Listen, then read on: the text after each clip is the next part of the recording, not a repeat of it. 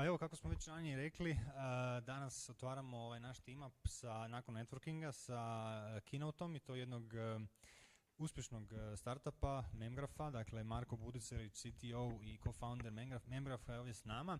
Ja sam ranije rekao, mi smo ga imali baš to zadovoljstvo da je Memgraf 2017. bio jedan od prvih startupa koji je pičao na team upu u Ksetu, pa evo, super je da danas čujemo upravo gdje su došli, do kud su dogurali. Evo, Sven će nam staviti Marko u prezentaciju, da nam Marko ukratko prvo kaže s čim se to Memgraf bavi, a onda ćemo malo popričati, pa vi slobodno razmišljajte o pitanjima za Marka. Bok svima, ja sam Marko, CTO u Memgrafu i co-founder. Ok.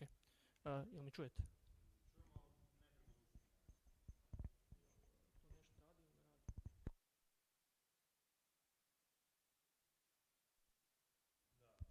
Jel me čujete? Moram ga malo bliže onda valjda. Dobro, da. Uglavnom, ja sam odmah u glavu.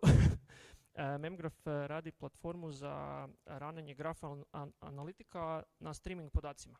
Sad je to dosta ovak apstraktno, ali mi zapravo pomažemo developerima da rješavaju kompleksne probleme i radimo tool za developere tako da je što lakše pokrenuti nekakvu analitiku nad podacima, modelirati podatke i ultimativno riješiti neki biznis problem, napraviti nekakvu analitiku. Memgraf je source available na GitHubu, budući da targetiramo developere i bilo koga ko treba raditi nekakve analitike. Onda smo jako heavy na GitHubu i sve je moguće skinuti i vidjeti na GitHubu. To smo nedavno isto promijenili licencu da bude puno više developer friendly i pogotovo za developere u enterprise-ovima. Trudimo se jako da bude jako lagano za koristiti, jer developeri vole kad je sve lagano, kad sve radi, kad imaju kad je lagano početi i lagano raditi progres prema nekom cilju. Tako da imamo, na webu je sve za skinuti, ima velika dokumentacija i nadam se da je, da je lagano. Trudimo se stalno optimizirati da bude čim lakše i čim više friendly. Pa tako da ako imate neke podatke ili nekakav problem optimizacijski, tu smo, slobodno se javite. To je sad dosta ovak šta zapravo radimo, a naravno sa startupima uvijek je koji je purpose, koji je vision. Purpose je, možda malo mogu objasniti, zašto postojimo, zašto se budimo svaki dan. Fundamentalno želimo promijeniti kako ljudi koriste grafove i kako grafovi omogućavaju različite aplikacije i različite discoveranje value-a i kroz moć grafova da se brže i bolje analiziraju podaci. A vision nam je, vision je zapravo nešto gdje bi htjeli biti ili kakav svijet bi htjeli vidjeti. Više manje bi htjeli vidjeti da grafovi se koriste da svako na svijetu može na klik ili na neku jednostavnu akciju pokrenuti neki algoritam i može samim time providati neki value i riješiti neki stvarni problem. Što se tiče Memgrafa kao firme, počeli smo zapravo dosta davno, prije zapravo 6 godina. Onda smo prošli kroz Techstars akcelerator program u Londonu. To je bilo dosta jak learning experience, jer tamo su nas educirali kako podići prvu rundu financiranja, kako napraviti tim, kako nagovoriti, kako općenito nagovoriti investitore da investiraju, svašta nešto je to bilo. Od tad smo rezali još jednu veliku rundu, to je bilo na kraju 2020. I sad nas je 35. Imamo ured u Londonu i Zagrebu, većina ljudi je u Zagrebu, ali kak je korona počela, onda smo se dosta prebacili na remote rad. Zapravo sad imamo ljude i u Nizozemskoj, i u Grčkoj, i u UK-u i pokušavamo hajrat u cijeloj Europi. To sve skupa je venture backed s investitorima iz UK-a i US-a. U zadnjoj rundi smo dosta dobru grupu investitora skupili. Tu su najveći logoji. M12 je Microsoft VC fond i oni su lead investitori, većina financiranja je od njih. I oni su jako dobri jer mogu nas pratiti sa iduće runde financiranja. Heavybit je baš jako dobar na onom strateškom dijelu, jer oni su baš specijalizirani za developer toolse. Oni su u San Francisco i baš jako se fokusiraju na to, imaju hrpu partnera koji rade baš developer toolse i kako developerima pružiti nešto što im je korisno. S njima baš puno radimo na strateškim dijelovima i raspravljamo kako bi trebali i šta bi trebali i kako raditi developer marketing, to je baš jako težak problem, to ne znam, u Europi to baš ne radi puno ljudi, tako da oni nas akceliraju jako puno na tom dijelu. I Incutel, oni su US government fond, oni su zapravo mali ček investirali, ali oni su isto strateški dosta dobri jer oni investiraju u neku tehnologiju koja je strateškog interesa za US, tako da je to dosta dobar stamp of approval za sve to. I da, ovo je tim, zapravo ovo je isto slika malo starija, to je iz prošlog ljeta, bili smo na team buildingu i da, koji svaki drugi startup hajramo dosta jako, tako da join us. To je to.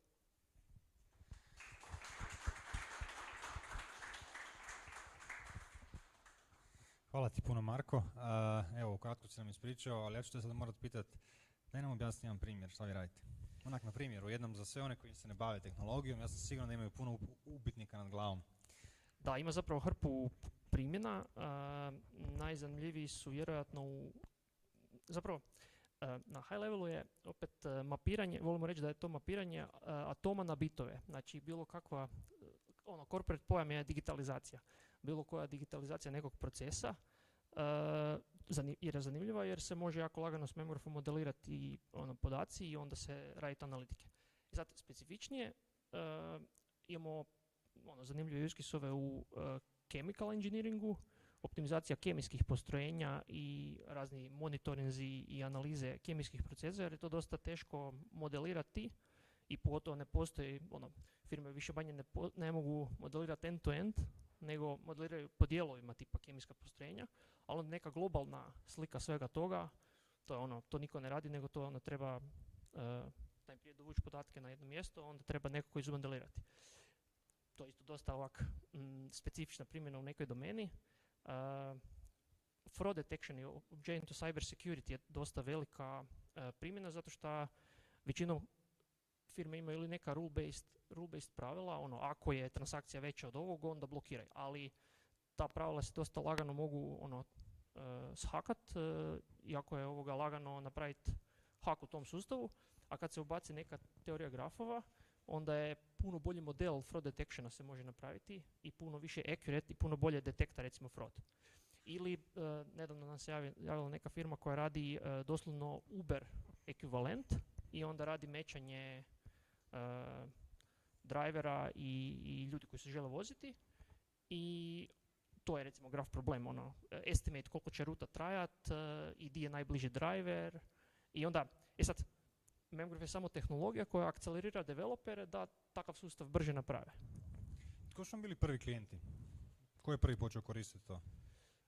A bilo je puno pokušaja, bliže smo bili u Londonu, onda pokušavali smo targetirati fintech startupe, pokušavali smo targetirati manje startupe najprije, ali onda nismo imali baš neki proizvod na početku jer dosta vremena treba dok se ne razvije proizvod. Onda smo pokušali hrpu u bankarskom sektoru, ali to je pak preskupo i bilo kakav exercise traje predugo. I zapravo onda smo u taj, nekako je na početku taj kemijski sektor najzanimljiviji, jer to je baš jako dobra primjena grafova, a puno ljudi, ne radi puno to ljudi i onda smo mi uspjeli napraviti neko rješenje koje radi dosta dobro. To ne je bilo prvo. To je bio drugi pivot u stvari u kontekstu korisnika. Nakon startupa, fintech pa onda kemijska. Zapravo smo probali napraviti pivot u kemijsku industriju, ali to nije baš radilo dobro, jer to je sve jako specifično i jako dugo traje. Investitori nisu baš bili sretni s tim, to smo pičali jedno vrijeme, ali nismo uspjeli dobiti dobar respons i onda smo se vratili nazad na developer i na ovaj dio koji znamo, jer što je treći pivot? Ne znam, za kasnije, to ne znam. ne, sad imamo dosta dobar respons na ovom dijelu za streamove i graf analitike on top of streaming podataka, neki real-time use case-ovi.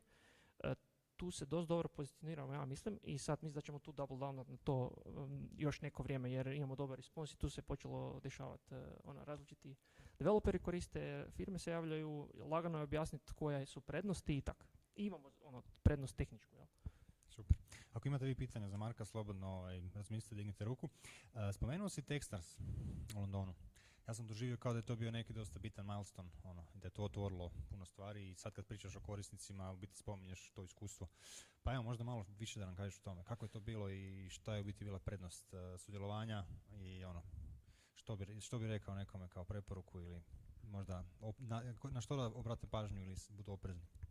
Da, mislim, to je bilo super mojem co-founderu i meni Dominiku, jer mi smo, radili smo na nekim projektima prije i svašta smo nešto pokušavali, ali realno nismo imali puno iskustva, doslovno smo nakon faksa otišli raditi neki startup i onda kad se prođe kroz tak neki program, a to je fakat ozbiljan program, imaju 3 mjeseca i onda dofuraju hrpu investitora, dobre edukacije, imaju i legal dio i svašta nešto i onda smo mi tu puno naučili na ovom dijelu kako početi zapravo startup, kako setapirati firmu pravilno, koje su bitne stvari, ali dobro je kad neko to kaže agregirano, na jednom mjestu, ali da, bitno je pick-upat, slušati ljude i pokušati od svakog naučiti najbolje šta ta osoba zna i kako ti može pomoći.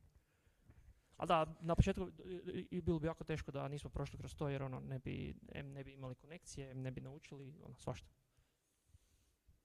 Samo izvolite, ima mjesta u prvom redu. Da li ima pitanja možda netko ovdje od vas za Marka još? Evo, slobodno dignite ruku, ja ću vas pustiti da i vi postavite koje pitanje, dapače. Kad govorimo o timu, dakle danas vas je 35, u početku ste bili vas dvojica, 2 co-foundera, ali tako? Koji je bio moment kad ste u stvari proširili tim, zaposlili prve ljude i kako je došlo do toga? Već u Techstarsu smo počeli gledati koga zaposliti, koga da postane član tima. Onda bila je neka kombinacija u Techstarsu, postoje taj koncept associate-a, onda je taj dečko Karim, s njim smo se dosta sprijateljili, zapravo on jedni razumije od svih tamo, uključujući i ljude koji vode program, i većina investitora, on je zapravo razumio kaj to mi radimo, barem na jako dobrom levelu. I onda je on došao i on je bio super helpful na početku, pogotovo na ovom biznis dijelu. On je onda radio cijeli business development i sve na tom, ajmo reći, biznis dijelu. I onda kad je završio Techstars, onda smo fundraisali ubrzo nakon toga i onda smo više, jer zapravo mi smo došli tamo bez proizvoda, doslovno samo s idejom i pičanje. Imali smo neki demo, ali to je bilo dosta bazično, nismo to je beskorisno bilo za developere. I onda smo morali naći tim ljudi koji može to razviti. A budući da radimo dosta deep tech stvar, to traje neko vrijeme i treba ljudi, nije baš treba inicijalni tim koji je napravio imao 10 inženjera. Većina ljudi tu sfera s faksa koje smo znali. To je bila strategija. A ovaj sales dio, dakle dio koji je bio u biti obrada tržišta, business development, to radite vas dvojica ili imate tim? Da, to većinom i dalje radimo Dominik i ja. To jest više Dominik inicijalno, onda ja kasnije tehnički, jer uvijek je neki obavezno, to jest jako brzo dođemo u dio da treba neki tehnički dio ili riješiti ili predložiti ili neku arhitekturu ili nešto odlučiti. Onda to ja radim. A sad zapravo jedna od rola koju hajramo je account executive i ta osoba će raditi sales pipeline i raditi na developanju sales opportunity-a i onda kvalificiranju i onda kasnije close-anju dealova. A market je Hrvatska ili ne? Ne, mislim, možda neki developeri u Hrvatskoj koji imaju, mislim i Hrvatska ima par zanimljivih firmi koje rade deep tech stvari, koji bi možda mogli imati benefita od Memgrapha, ali načelno nam je market US ili Europa, većinom US, jer tamo to je isto jedan od learninga bio. US ekipa stvarno kupuje software. To u Europi nije toliko slučaj. Svi nešto svoje rade i to je ok, ali US ekipa ima stvarno taj culture da kupuju software i onda je puno lakše napraviti nešto. Ali mi se sad dosta, to smo na početku radili, pokušali smo raditi direct sales i prodati solution as is, ali to baš ne skalira dobro i sad se skroz fokusiramo na developere i na developer adoption prvo, da skužimo koji su točno ti use case-ovi. Mislim, mi možda znamo nabrojati, 20 use case-ova, ali use case-ova ima onak milioni, realno. I onda pokušavamo skužiti koji su najbolji use case-ovi, kojem developeru točno šta pomažemo i onda ćemo kasnije to skalirati nekako, jel? Na biznis djelu. Mislim, dobili ste dosta značajnu podršku investitora u zadnjih godinu, dvije, a i dalje kažeš pokušavamo skužiti. Kako ta komunikacija s tim investitorima onda funkcionira? Odnosno, koliko su oni svjesni da vi pokušavate skužiti i koliko vi možete biti otvoreni o tome? Da, treba naći dobre investitore jer to sve traje dugo i stvarno u startupu uvijek neki problem i uvijek neki failure i mi recimo da imamo ja volim reći da imamo neki business model, mi možemo nešto napraviti, ali sigurno nemamo trenutno scalable business model. Znači da nešto iskalira, da sad možemo da znamo da imamo salesbook i da možemo prodati 1000 instanci Memgrapha ili na cloudu, u zadnje vrijeme je dosta popularan cloud deploymenti za takvu tehnologiju. Ali to ne postoji trenutno i to moramo izdevelopati. I to je, mislim da smo dosta transparentni na tom dijelu s investitorima, pokušavamo skupa do toga doći. Isto tako, recimo Heavybit kojeg sam spomenuo, oni skroz razumiju koliko to sve traje i koliko je teško izbildati taj community developera koji nešto koristi. Da, meni je bilo super interesantno kako si ti predstavljao sa ovog investitora, u biti si rekao koji je njihov smart dio koji vam oni daju. Novci sad nisu toliko niti bitni, jel? A mislim, bitan je kapital jer... Naravno, ali da. Ti si istaknuo, nisi uopće rekao koliko ste vi dignuli novaca, nije sad niti bitno, ali si istaknuo što svako od njih vam daje strateški u vaš posao. Ne? Da. U tom procesu, koliko ste im bili u mogućnosti birati? Dakle, izabrati, želimo ove, recimo iz razloga što nam oni zaista mogu dati vjetra u leđa. Kako je to izgledalo? Pa bilo je zapravo dosta komplicirano ta zadnja runda jer je taman je počeo COVID i onda mi smo imali rundu skoro definiranu i onda se to sve raspalo jer se skoro sve promijenilo i onda smo imali smo velik pipeline investitora i stvarno smo s hrpom investitora pričali i nekako smo na kraju uspjeli posložiti dosta dobro kockice. Na kraju ti investitori koji su prvi htjeli investirati, oni na kraju skoro nisu završili u rundi jer predugo su čekali i onda dođe drugi investitor koji ima bolje uvjete, koji vidi veći potencijal i onda to je isto tržište realno. I koliko ste izašli iz Techstarsa? To je bilo na kraju 2016. Znači... Ne, kasnije, ja mislim, ne? Da, bilo je, Techstars je trajao od 6. mjesta 2016. do 9. 2016. I onda smo rezali rundu još u Londonu do kraja te godine, to je taman pred Božić smo closali tu seed rundu. Dobro, mislim, vi ste dalje relativno mlad tim i osnivači i u principu vi ste direktno sa fakulteta, ako se ja dobro sjećam, pokrenuli Memgraph i u principu mislim da niste imali neko radno iskustvo prije toga. Radili smo nešto, ali jako malo u firmama i kao studenti, onda kasnije malo, ali jako kratko, to je bilo doslovno praktički svaks. Na kog se i da li se danas oslanjate na nečiju podršku, savjete? Da, znači nemoguće je to sve napraviti bez iskusnih ljudi koji su već dijelom to prošli, jer je sve jednostavno presporo. Mislim, presporo. Teško je učiti te sve stvari from scratch. Imamo hrpu zapravo advisora.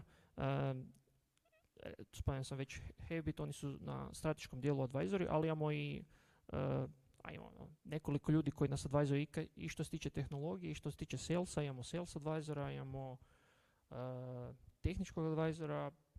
Pokušavamo naći koliko je moguće više support i advice od ljudi, jer to su sve, mi radimo nešto novo i nije to skroz, nije da sad imamo neki jednostavni model kojeg samo treba jako executati, ima i dio innovationa, ali 80% tih stvari je dobro definirano i samo treba playbook i onda samo executati na tom dijelu, a agresivno.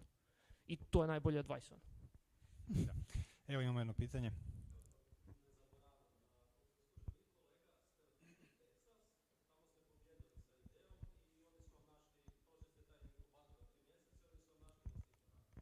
Ne.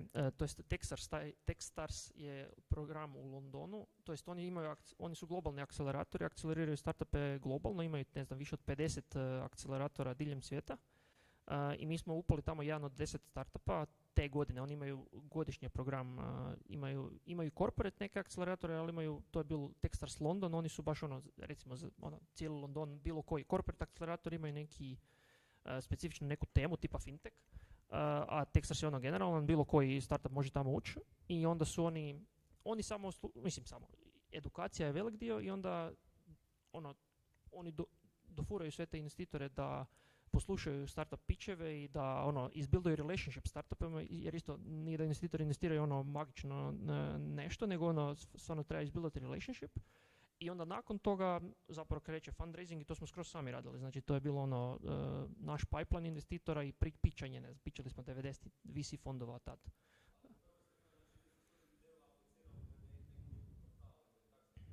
Ne, to je skroz bilo naša ideja, doslovno je bila ideja napraviti brzu graf bazu i nismo imali nikakav problem koji smo tad rješavali, nego doslovno, problem je bio što su graf baze spore, jel? I imali smo mi problema s tim kad smo koristili sličan software i onda smo htjeli napraviti bolje. I to je bila inicijalna ideja, to smo pitchali i to je bilo, onda smo imali, mislim da je bilo 17 intervjua da dođemo u Techstars i 2 su bili baš deep tech sa PhD ekipom koja razumije baze i onda su oni rekli da to ima smisla i tak smo upali u program. Još pitanja možda? Evo Ana.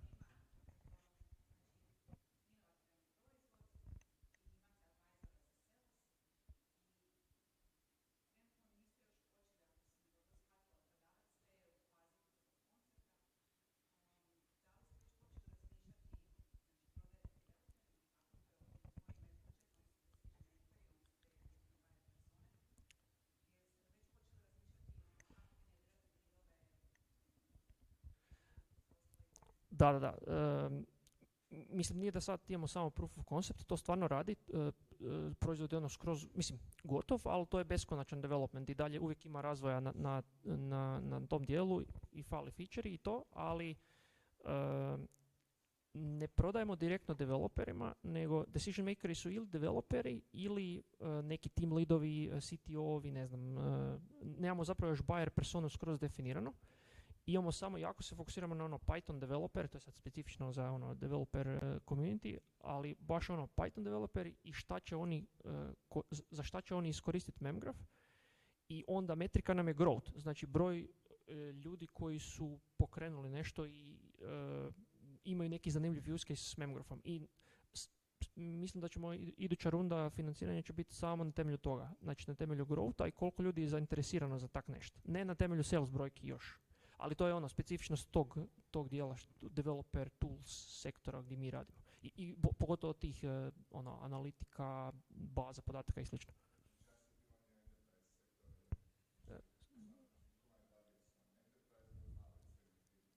Sad su sigurno mali i srednji jer enterprise-ovi su predugo traje sales ciklus i enterprise traže većinom neka gotova rješenja i to je komplicirano. Znači nemamo, jer mi smo jako fokusirani na computer science i na teoriju grafova i na tu bazu podataka, ali nemamo nikakve konkretne gotova rješenja za enterprise trenutno.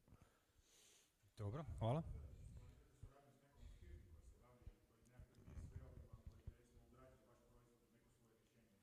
Da. Tu smo se isto strateški smo izdefinirali sa 70% resursa u firmi radimo taj horizontal adoption s developerima, a 30% je neki pokušaj salesa u enterprise-ovima, jer ultimativno in the long run je enterprise sales i velike firme kupuju licence za memgraph. Sad bilo on-prem, bilo cloud. Ali, velim, tu pokušat ćemo zaposliti osobu koja će full time raditi to i onda su to integracije ili nekakva rješenja, ali opet mislim da nemamo dovoljno domenski znanja, treba nam neki developer u tom enterprise-u koji će izdevelopati konkretno rješenja, a onda mi možemo tu asistirati, integrirati, optimizirati to što developeri ne mogu izdvojiti puno vremena za, ne znam, skaliranje, za performanse, za općenito te neke low level probleme s kojima se oni moraju hrvati, a nikakvi business value ne dobivaju od toga. To nam je neki, ali da, sigurno kad god se krene neki problem rješavati, onda je odmah tu postoji domenski problem i onda moramo razumjeti do neke mjere tu domenu i biti spremni optimizirati proizvod za to. Odlično, hvala na pitanjima. Evo za kraj možda kratko kad bi, evo, ajde još jedno pitanje.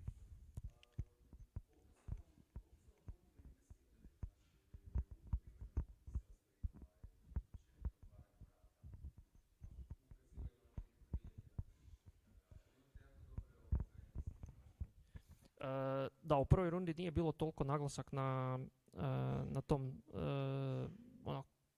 sales tractionu i prva runda nije bila toliko zanimljiva iz tog dijela, ali sad ovi investitori koji imamo, mislim da oni se dosta trude da rekomendaju, predlože, ali jako je teško naći investitora koji može otvoriti sva živa vrata, ali kad se neko trudi, to stvarno puno znači, jer bilo koji lead, bilo koji introduction, ako je meaningful, znači nešto. Tako da ali da, ultimativni goal je naći dobre investitore koji razumiju i koji mogu napraviti intro i koji imaju konekcije. Recimo ovaj dio sa fraud detectionom, to je investitor napravio intro i onda smo imali smo projekt s njima. Odlično. Evo, puno hvala Marko na prezentaciji, što sam se upoznao malo više o tome što radi Memgraph. Nadam se da ćete zaista uskoro skužiti sve što želite, da ćete razvaliti ovaj grafički dio i te baze i da ćemo još puno slušati o vama, da ćete uspješno pronaći sve članove tima koji vam trebaju i izaći na to američko tržište koliko god je potrebno. Može, hvala. Evo, sretno dalje i mi nastavljamo da čujemo. Hvala. Hvala.